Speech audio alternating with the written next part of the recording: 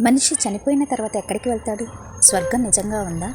గరుడ పురాణం ప్రకారం స్వర్గం అంటే ఊహ కంటే ఎంతో అద్భుతమైన లోకం. పుణ్యాలు చేసిన వారు యమధర్మరాజు తీర్పు తర్వాత స్వర్గానికి చేరుకుంటారు. అక్కడ ద్వారపాలకులు వారికి స్వాగతం పలుకుతారు.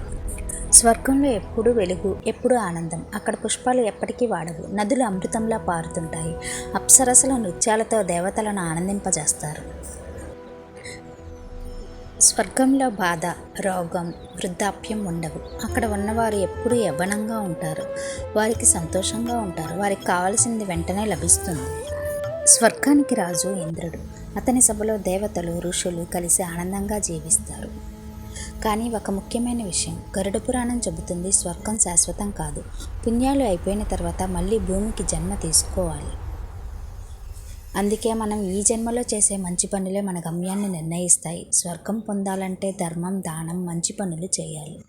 ఈరోజు చేసిన మంచి పని రేపటి స్వర్గాన్ని నిర్మిస్తుంది.